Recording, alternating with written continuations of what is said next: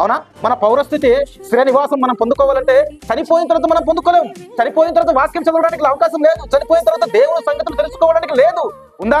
లేదు. ఒకవేళ ఉంటే ఆ రోజు ధనవంతుడు ఏం చేస్తాడు? ప్రభువుకు మొరపెట్టిన వెంటనే ఏం చేస్తాడు? ప్రభు నా దగ్గరికి చేర్చుకుంటాడు. అప్పుడు మనం చనిపోయిన తర్వాత తెలుసుకుందామంటే తెలవదు. మనం బ్రతికి ఉన్నప్పుడే మన పరలోకపు పౌరస్థితిని మనము తెలుసుకోవాలేదా? ఇలా తెలుసుకోవాలంటే ఒకరిని వెంబడించాలి. ఎవరతనో మన పౌరస్థితి తెలుసుకోవాలంటే ఒకరిని వెంబడించాలి. ఆయన ఎవరు? నేనే మార్గం, నేనే జీవం, నేనే. ఆ వ్యక్తి ఎవరమ్మా? ప్రభు అయిన యేసుక్రీస్తు. ఆయన వెంబడించాలి. నా ద్వారా తప్పితే తండ్రి వద్దకు చేరుటకు